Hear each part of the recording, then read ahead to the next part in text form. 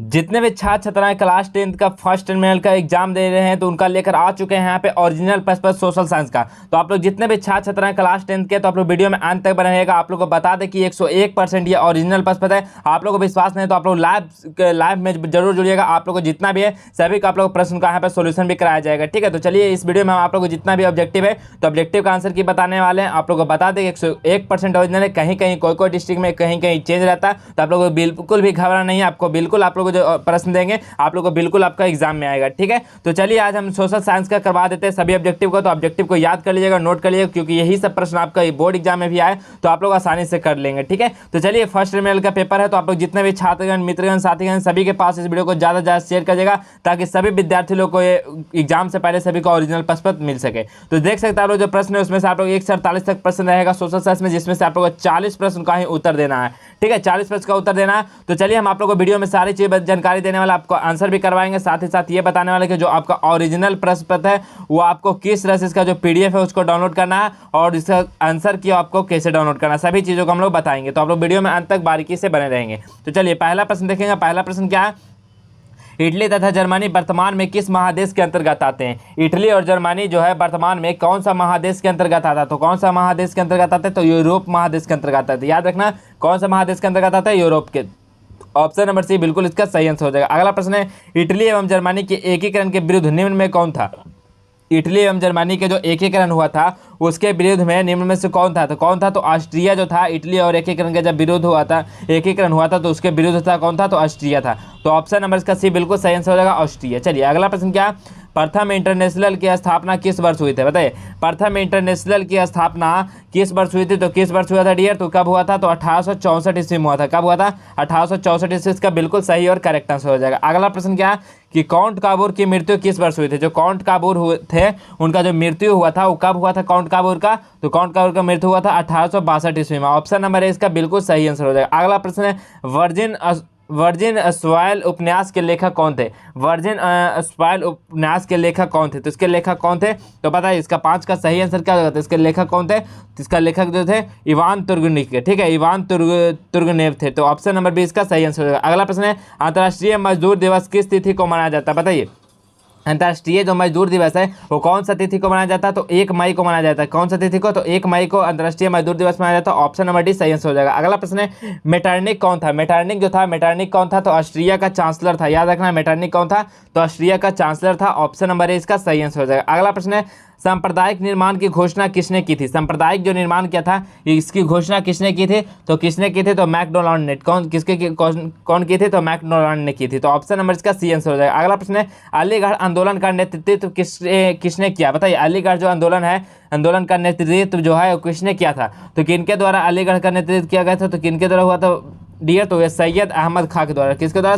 सैयद अहमद खां के द्वारा। ठीक है, तो ये सभी प्रश्न को आप लोग नोट कर लेंगे। ये आपको बता दें कि 100% ये ओरिजिनल प्रश्न है डियर। ठीक है, तो आप लोग का एग्जाम में बिल्कुल इसी प्रकार का प्रश्न रहने वाला, यही आ सकता है। ठीक है, क्योंकि आप लोग का सभी डिस्ट्रिक्ट में बिल्कुल कहीं कहीं अलग हो सकता है, लेकिन ज़्यादातर होगा कि सभी को आप लोग को यही प्रश्न देखने को मिलेगा। तो सभी लोग इस क्वेश्चन को पढ़कर जाएंगे।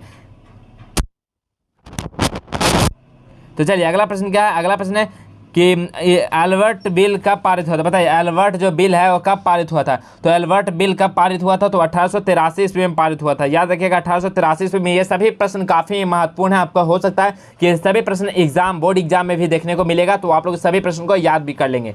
चलिए अगला प्रश्न क्या? अगला प्रश्न है, कार्ल मार्क्स का जन्म कहाँ हुआ था? कार्ल मार्क्स का जो जन्म हुआ था वो कार्ल मार्क्स का जन्म कहाँ हुआ था? तो इटली में हुआ था। इटली में। ऑप्शन नंबर सी सही आंसर हो जाएगा, इटली में। अगला प्रश्न है, संयुक्त वियतनाम का गठन किस वर्ष हुआ?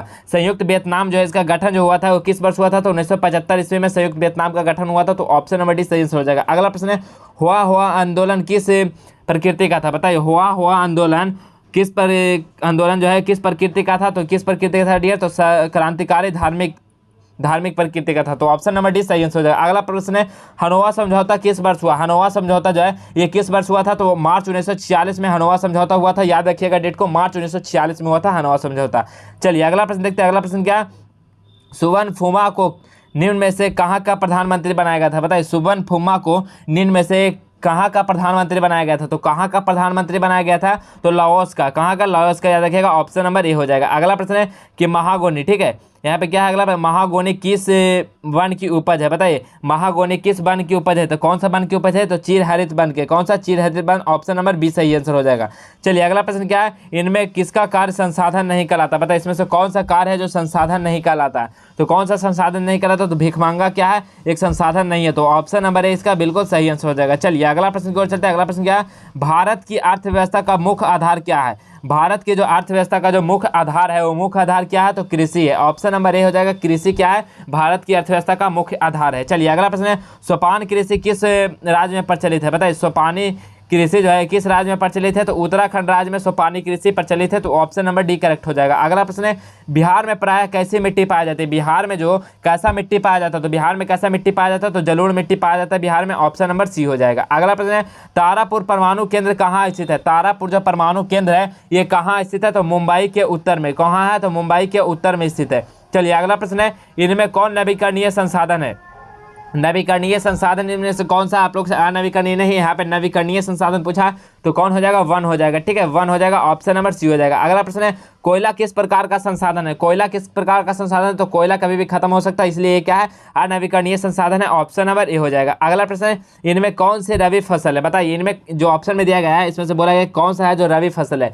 तो रबी फसल कौन सा है? तो चना क्या है? रबी फसल है। ऑप्शन नंबर सी इसका सही आंसर हो जाएगा। अगला प्रश्न है, पंजाब किस फसल का सर्व प्रमुख उत्पादक है? बताइए पंजाब जो है ये किस फसल का सर्व प्रमुख उत्पादक है? तो गेहूं का है पंजाब। ठीक है, ऑप्शन नंबर डी हो जाएगा। अगला प्रश्न है कि किस क्षेत्र का द्वितीय क्षेत्र कहा जाता है? कौन सा क्षेत्र है जिसको हम लोग द्वितीय क्षेत्र के नाम से जाना जाता है? तो उद्योग क्षेत्र। याद रखिएगा, उद्योग क्षेत्र को बोला जाता है, द्वितीय क्षेत्र भी बोला जाता है। ऑप्शन नंबर सी हो जाएगा।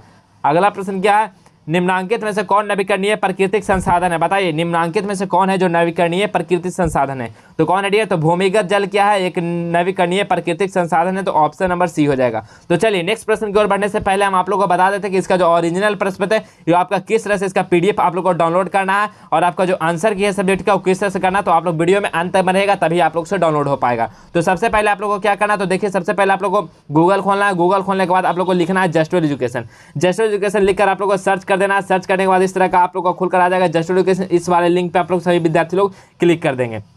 इस पर जैसे ही क्लिक करेंगे ऊपर की ओर स्लाइड करेंगे जस्टवेल एजुकेशन के वेबसाइट को, तो आप लोग यहाँ पे देख पा रहे होंगे कि क्लास 10th ऑल सब्जेक्ट लिखा गया है। इस पे वाले पे लिंक पे क्लिक करेंगे। इस पर जैसे ही क्लिक करेंगे ऊपर की ओर स्लाइड करेंगे तो आप लोग देख पाएंगे कि यहाँ पे लिखा गया class 10 first terminal exam 2023 all question paper download. इस वाले लिंक पे क्या करना है? क्लिक कर लेना। इस पर जैसे ही क्लिक करते हैं आप लोग तो यहाँ पे सारा इन्फॉर्मेशन दिया गया। पहले आप लोग इसको पढ़ लेंगे। पढ़ने के बाद नीचे की ओर जैसे ही स्लाइड करेंगे तो आप लोग यहाँ पे देख पाएंगे कि आप लोग सब्जेक्ट का क्वेश्चन पेपर डाउनलोड करने के लिए नीचे दिए गए लिंक पर क्लिक करेंगे। यहाँ पे देख सकते हैं साइंस, सोशल साइंस सभी का डाउनलोड लिंक दिया गया है। आप लोग डाउनलोड वाले लिंक पे क्लिक करेंगे और आप लोग यहाँ से आसानी से डाउनलोड हो जाएगा। आपका जो भी क्वेश्चन है आंसर है सभी हो जाएगा। ठीक है, तो आप लोग जाइए फटाफट आप लोग क्वेश्चन पेपर को डाउनलोड कीजिए। आप लोग को बता दें कि 100% ये ओरिजिनल प्रश्न है और आप लोग लाइव सेशन में आप लोगों को लाइव क्लास में भी आप लोगों को कराया जाएगा यही आप लोगों का प्रश्न। तो आप लोग उस लाइव सेशन को भी आप लोग जरूर ज्वाइन कर लीजिएगा। ठीक है, चलिए अब नेक्स्ट प्रश्न के हम लोग चलते हैं। तो नेक्स्ट प्रश्न तो देखिए नेक्स्ट प्रश्न क्या है? तो नेक्स्ट प्रश्न आप लोग से पूछा गया है कि निम्नांकित में से कौन नवीकरणीय प्राकृतिक संसाधन नहीं है? आप लोग को बता दें कौन है? भूमिगत जल। चलिए इसी प्रकार हम अगला प्रश्न क्यों चले। अगला प्रश्न है बिहार की जनसंख्या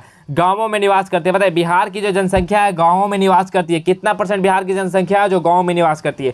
तो 75% जनसंख्या है जो बिहार की जो गांव में निवास करते हैं। तो ऑप्शन नंबर ए सही आंसर हो जाएगा। अगला प्रश्न है कि किसी राज्य के नागरिकों का जीवन स्तर निर्भर करता है। बताइए किसी राज्य के जो नागरिक का जो जीवन स्तर होता है वो किस पे निर्भर करता है? तो सकल राज्य घरेलू उत्पाद पे और शुद्ध राज्य घरेलू यानी जीडीपी पे और शुद्ध राज्य घरेलू दोनों पे निर्भर करता है। तो ऑप्शन ए और बी दोनों सही आंसर हो जाएगा। अगला प्रश्न है राजकीय आय का अभिपर्याय क्या है? राजकीय जो आय होता है इसका क्या अभिपर्याय दर्शाता है? तो इसका अभिपर्याय दर्शाता है कि सार्वजनिक उपक्रमों की आय और सरकार की आय को दोनों को मिलाकर। ठीक है, तो ऑप्शन नंबर सी इसका बिल्कुल सही आंसर हो जाएगा। ए और बी दोनों।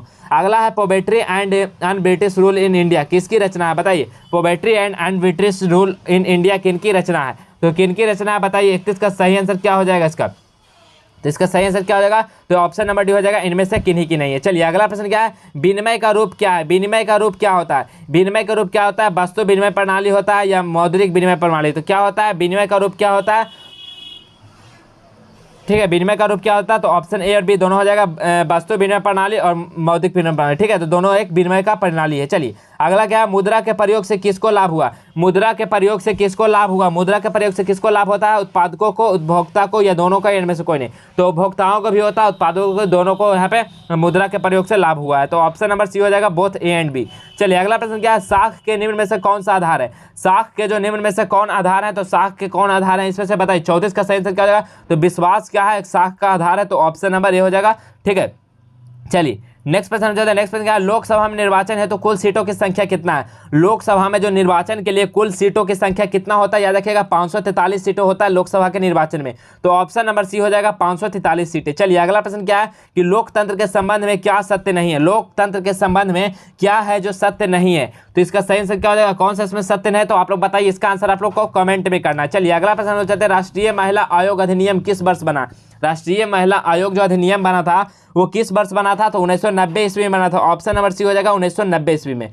अगला प्रश्न देखते हैं, अगला प्रश्न क्या है, मुस्लिम लीग की स्थापना किस वर्ष हुई। मुस्लिम जो लीग है स्थापना किस वर्ष हुई थी, तो 1906 ईस्वी में मुस्लिम लीग की स्थापना हुई थी। ऑप्शन नंबर 20 का सही आंसर हो जाएगा। अगला प्रश्न है, 1961 में मुंबई में मराठियों की संख्या थी, बताइए 1961 में जो मुंबई में कितने मराठियों की संख्या थी, कितने परसेंट थे, तो कितने परसेंट थे बताइए। इसका सही आंसर क्या हो जाएगा, तो इसका सही आंसर भी आप लोग को क्या करना है, कमेंट सेक्शन में देना है 39 का। ठीक है, तो आप लोग दो प्रश्न आप लोग के लिए HW है, तो आप लोग कमेंट सेक्शन में जरूर आंसर कीजिएगा। चलिए अगला प्रश्न क्या है, गठबंधन सरकार की पकड़ प्रशासन पर होती है। गठबंधन सरकार की जो पकड़ होती है प्रशासन पे वो कैसी होती है, तो मजबूत पकड़ होती है। कैसी होती है, मजबूत पकड़। ऑप्शन नंबर ए हो जाएगा। ठीक है, तो देखिए आप लोग 40 प्रश्न को एग्जाम में बनाना है, तो मैं यहाँ पे 40 प्रश्न का उत्तर दे दिए। अगर चाहते हैं सारा प्रश्न का उत्तर, तो आप लोग जाइए, आप लोग जस्ट एजुकेशन को सर्च कीजिए, वहां से आप लोग आंसर और क्वेश्चन को डाउनलोड कीजिए, आप लोग को सारे प्रश्न का आंसर मिल जाएगा। ठीक है, तो फटाफट आप लोग डाउनलोड कर लीजिएगा। देख सकते हैं आप लोग सब्जेक्टिव का आंसर की भी आप लोग कराया जाएगा, तो आप लोग उस वीडियो को इंतजार बिल्कुल करेंगे, सभी से उम्मीद है। तो आप लोग क्या करेंगे, आप लोग चैनल को सब्सक्राइब करके बेल आइकन को प्रेस करेंगे,